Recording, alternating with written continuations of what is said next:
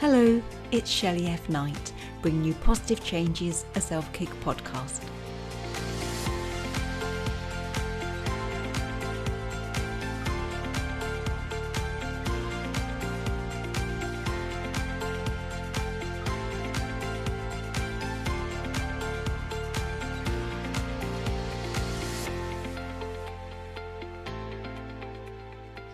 So today we're joined by Tamar Medford, and she's the host of the Road to Health podcast and has a full-time career with On the Road Sales. So hello, Tamar. Hi, Shelley. How are you? I'm really good, thank you. So you do On the Road Sales. That means you're out and about. Yes, that is correct. I get to build relationships with people, which is actually a very exciting career, although it can be exhausting at times. Bless you. So do you have a story of positive change that you could share with the listeners? I absolutely do. So to give you a bit of, why I am where I am today, I'll take you back to, I grew up in a very loving family, and at the age of 14, turned to alcohol. And so a lot of people, there's this stigma about, alcohol addiction or drug addiction, that you have to be in an abusive home or have a really rough childhood growing up. And it was the complete opposite for me because my parents were incredibly loving. I have a brother that's great. And, I just ended up turning to drugs and alcohol at such a young age because I didn't feel like I fit in at all. And, I remember that first time I just felt like my life went from black and white to color, and I could be who I wanted to be. I was funny.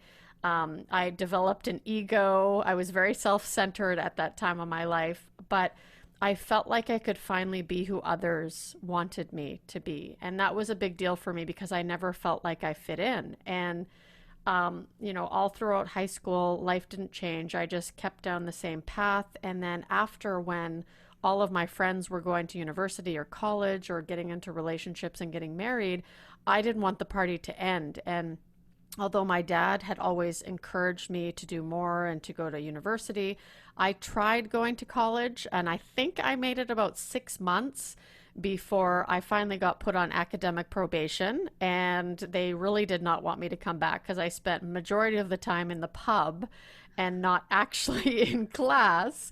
They don't like that apparently here. Oh, okay, that's good to know.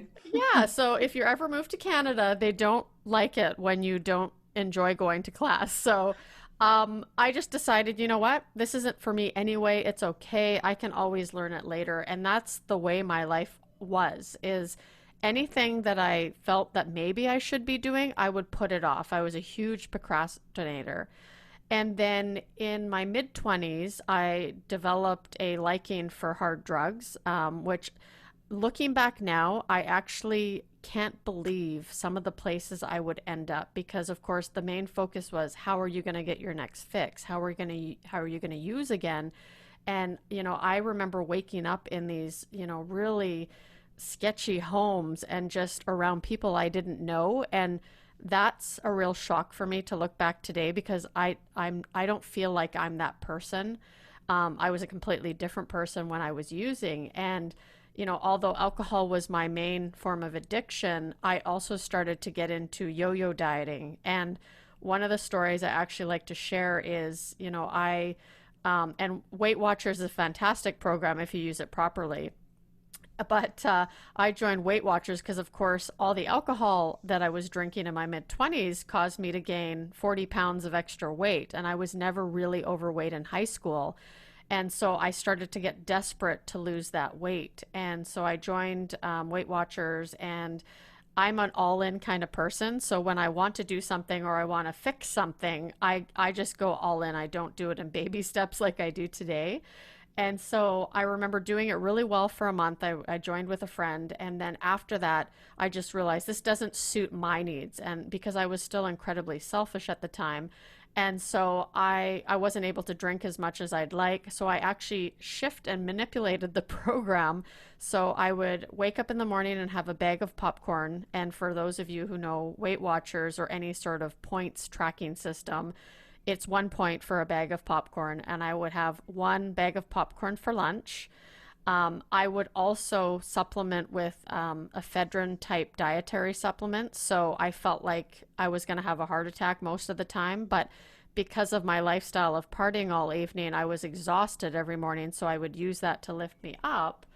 And then I would go home, go for an hour walk, because of course that gives you additional points. And I would have a veggie patty and then 7 oven baked fries with a little bit of mayo, because I'm Dutch and we love our French fries and mayo. And I would drink anywhere from 6 to 12 light beers because they were only 2 points every single night.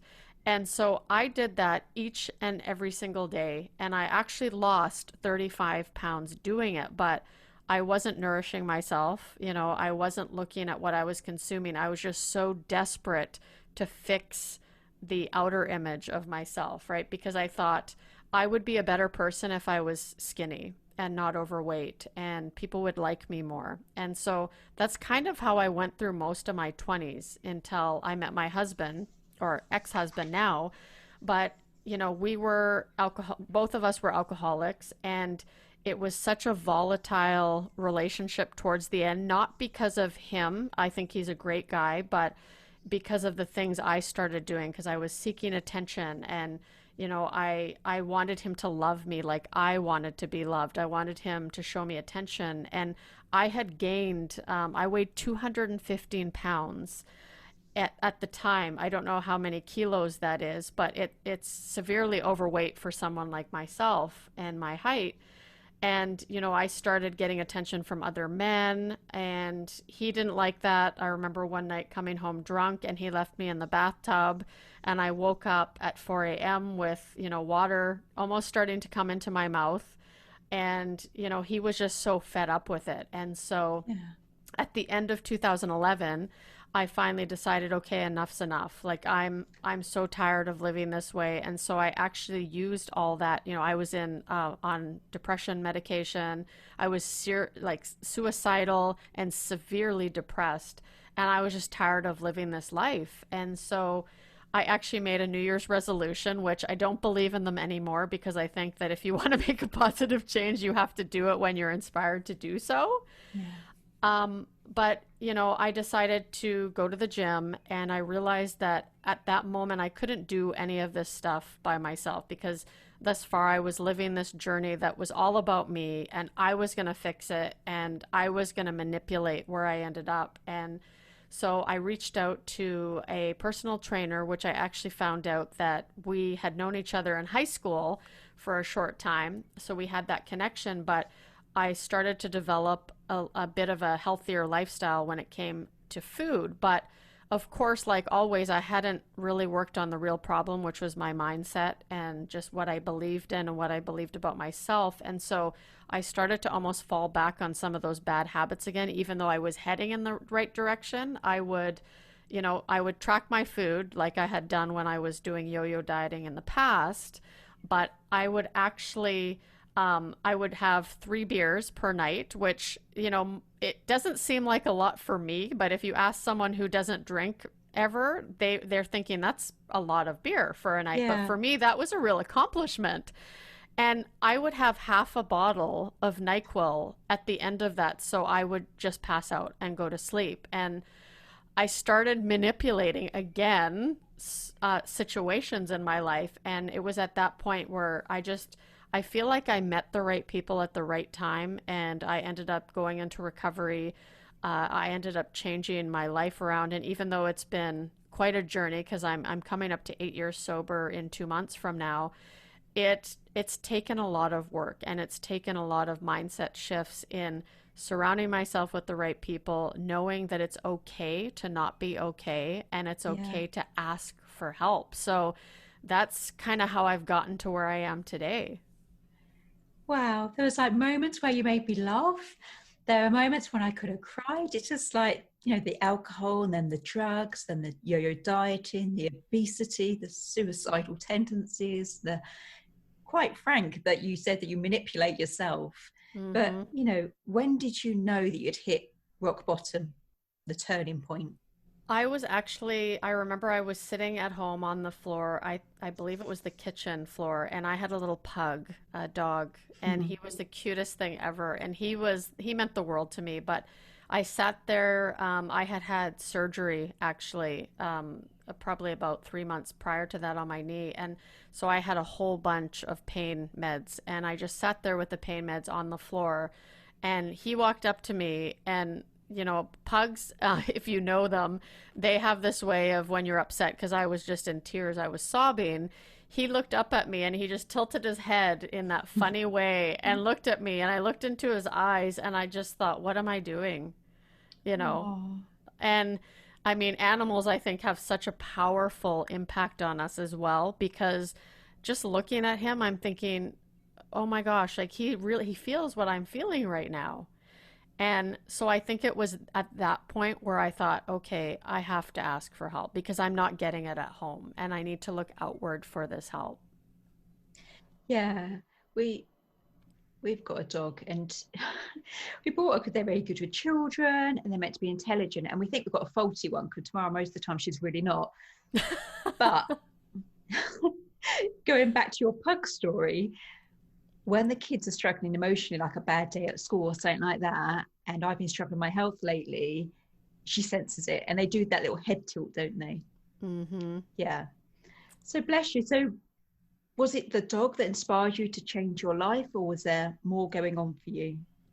I think that moment was the moment where I decided, okay, I need help. I knew, there was a problem. I think at that point I didn't really know or want to address that I was actually an alcoholic. And, I had been on antidepressants for quite a while, and I have an amazing doctor. So he made me do some counseling as well. But it was early in 2012 where I started getting the help that I needed. And it was almost like these little subtle hints at, you have an issue with alcohol.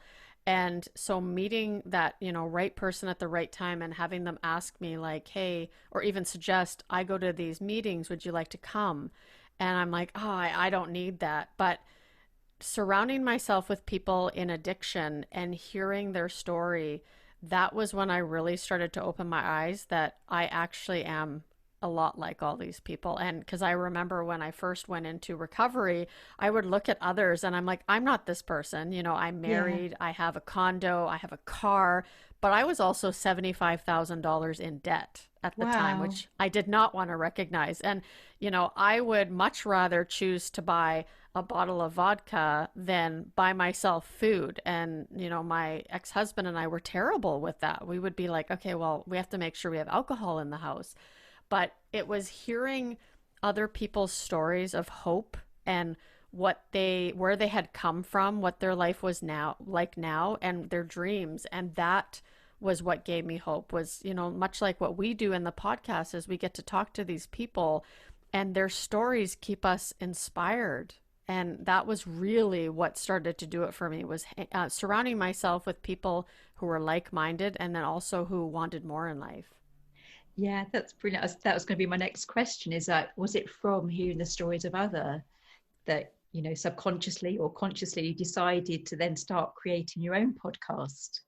Yes, it was. After I got sober, I would say the first year was, they call it a pink cloud. So you're almost in this, wow, life is great. Like I don't need alcohol. I have all these new friends, because you start to meet so many people and now your goals start to develop, right? Because you're not in that self-pity or, isolation or and I get trapped a lot in that, where you start getting stuck in your head and you start feeling sorry for yourself and fall into that victim mentality. I started to learn how to get out of that. And so I, would revert on occasion back. I would get complacent and revert back into the wanting to quick fix. So if I gained, I'd lost 75 pounds that first year and I was so excited and so happy. I thought, well, I can ease up a little bit, right? My life is really good. And I think I need to remember that is it can easily fall back to the way it was. And so I started trying these quick fixes again, and I just found that my mindset wasn't in the right place, right? I wasn't there. I knew this journey was something that didn't just end as soon as I hit my goal. And that's what I honestly thought. Like, it was like, okay, I've taken this course, I've graduated, and now I'm good to carry on with my life. And when I accepted this role in sales, especially traveling, I knew it was going to get challenging. And I knew that in the past, asking for help or being vulnerable and also having accountability would be a big part of my journey. And so that's what inspired me to start the podcast, because I love food. I love it so much. Now I'm more mindful of what I put in my body, but knowing that I could, be on the road 2 to 3 weeks per month was a little, or 2 to 3 weeks per month is a little scary. I thought I Yeah. could go to any restaurant I want. No one will know. So that's really what inspired me to start the podcast, so I could help inspire others to start their own journey. That's brilliant. So have you always struggled with your mindset? Yes. In before sobering up, it was more just being really selfish and self-centered, and really being in that victim mentality that everything happens to me. Nothing Yeah. happens for me. And I was full of envy. Like, when I would look at social media, I would, look at somebody taking a nice trip or achieving something in their life. And I'd be like, they're super lucky, or they have money, or they have what I don't. And so I really fell back into that. Well, I'm never going to have that. Right. And then once I started to actually make an effort by changing my mindset that actually, no, if I want this, I could have it, or I could come really close, that is when everything started to change. And since then, I've kind of been on this journey of trying new things and being open minded to other practices or activities in my life, which has really helped me get to where I want to be today. That's brilliant. I love how honest you are. I just think it's brilliant. I honestly do. You say that you've come from a victim mindset, but I just love the fact, like, oh, I was selfish, self-centered, as you do. I think, oh, I just love people like you, Tamar. I truly Thank do. you. So, what have you used as your biggest focus to create this positive change? I use inspiration. I look at people, places, and things. So I have some friends, actually, one of my closest friends, we've been friends since high school. Whenever I'm feeling down or I don't feel motivated, I'll often go and hang out with her for the day. And I'm honest with her. I say, you know what? I need some help right now. I'm not feeling motivated. And, that's actually how I got introduced to podcasts in the first place. And it was only in January of 2019 that I heard my first podcast. And so she started sharing some inspirational ones. Like, Oprah was actually the first podcast that I listened to.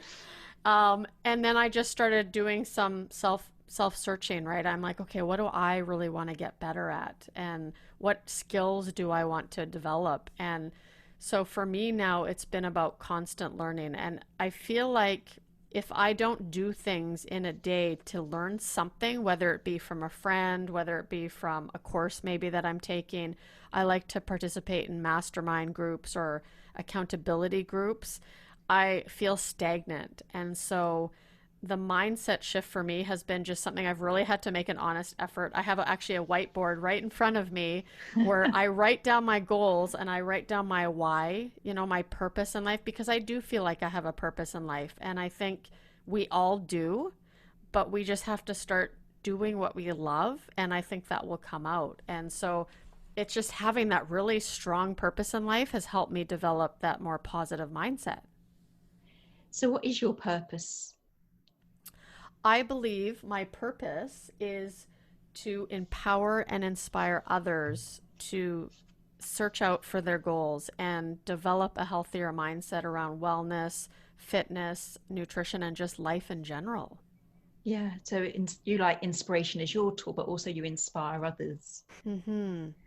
Tamar, you've come through so much. I mean, like age of 14, you had like the alcohol, and then you had the drugs, the dieting, the debt, everything. Mm-hmm. Do you mean like some people come on, they tell me one story, and that's quite enough for the soul, but you've been through so much. So can you tell us, why positive change is so important?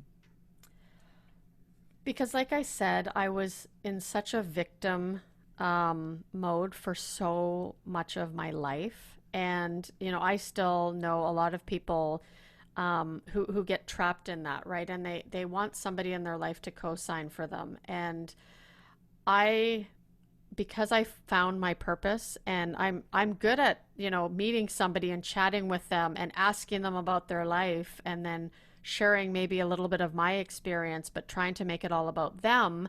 And they have that thank you, I feel more positive, I'm excited, I'm gonna do this now. And I so badly want to get people excited about life and Yeah. to look at certain situations that they used to envy or look at negatively in a more positive way, because you can really use those situations to fuel a positive mindset. And do you have a daily practice that keeps you on the straight and narrow?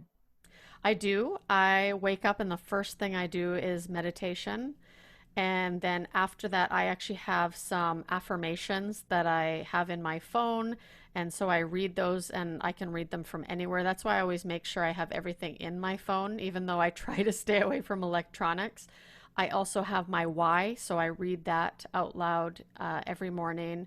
Then I will typically have a nice cup of coffee and I'll do some prayer and a little bit more meditation. I like to visualize now. So, because I'm on this path of wanting to coach and help people, that's definitely part of it. I work out. I get up at about 4:30 a.m. to work out because I realized when I was doing it after work or, later on in the evening, I would give myself every excuse not to do it. And more often than not, it didn't happen. And then I work from about 7 a.m. to 4:30 p.m. And then after that, I spend about an hour just creating. And I like to just kind of focus on things that make me happy. So part of that is creating new content, recording for the show. Maybe I go on Canva and start to develop some posts for social media that are positive, but just I need to make sure I get that creativity out Yeah. of my system. Yeah, I love a bit of creative process. I really do. Like the outcome's generally rubbish and you wouldn't put it on your wall, but in that process, it's like a healing process almost, isn't there? Absolutely. It's almost like just a kind of still meditation, but your mind is just going, okay, I want to do this and I want to do that. And then at a certain point, I will shut things down. I love to read, so often I'll have either a bath and read or I'll just go read in bed for a little bit. I turn off, I have do not disturb on my phone. So at usually 7 o'clock is when nobody can get a hold of me unless I decide to open up my phone. And I just love to read and relax. And then I watch generally maybe a half an hour. I'll watch a show when it's not too late with my spouse. And then I do some more meditation before I go to sleep. Oh, wow. I love all of that apart from the 4:30 start. I'll be honest. I think if I was getting up at 4:30, I probably would have wet myself. I can't think of any other reason to get up that early, if I'm quite honest.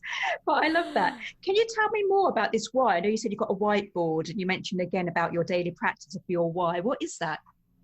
So I believe that if you have your why, your purpose, if you really think about why you're doing what you're doing Right. and you read it each and every single day, then it kind of motivates you. Like I'll read you my exact why. It's to empower and inspire others to build or create a firm belief in their own ability to change their life's journey in the areas of health, wellness, and mindset. And in doing so, it will allow me the freedom to work from anywhere in the world as I make a difference in the lives of others. And if I read that each and every morning, it keeps me focused on my purpose. And I have it up on my whiteboard. And if I think of any new goals, like, yeah, I really want to do this, like I want to write a book, it's up on the whiteboard and it's right in front of me all the time. I love that. I think that's really good. I'm trying to think what my why is now. I'll get back to you. Yes, do that. And think, what's my why? I love that. So you say you have positive affirmations. Can you have some that you can share to help inspire the listeners? Absolutely. Their affirmations are probably my favorite to read. I use a little app. It's called Google Keep, so you can add little pictures. And I like to make everything visual. So if I have something on there, I always have a little picture. But some of them are my energy is open and flowing in every area of my life. I love change. I embrace the new. I trust my ever increasing ability to create abundance. And probably the most important, I believe in myself. Yeah, absolutely. I love that. I love a bit of self-love. Mm-hmm. Oh, bless you. So what's next for you? I don't think you can fit anything in with your meditation through to your creativity, but if there was a spare hour, what would be next for you? Well, I'm currently working on a course. It's called Creating Your Mind Map, or your roadmap, sorry. And what it is it's helping people to develop a better mindset by creating daily habits and not focusing on the big picture as much on the tools that are going to help you get there. I have some ideas for a book, and so I'm really looking forward to put pen to paper or start typing that out. And I just want to continue to bring amazing guests on my show and share their stories so that my listeners can be inspired and just grow my audience that way. Bless you. I'm a little bit in love with you. I think you're amazing.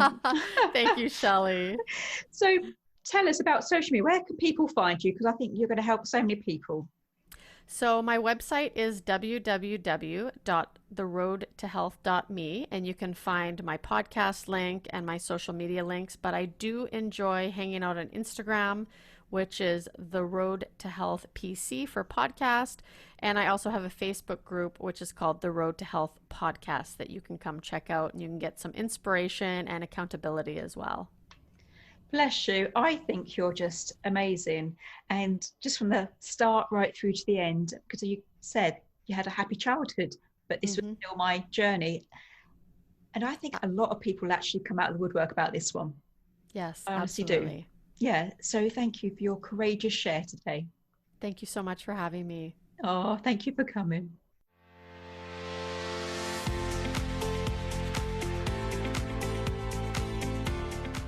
If you enjoyed today's episode, please make sure you subscribe and leave a positive review.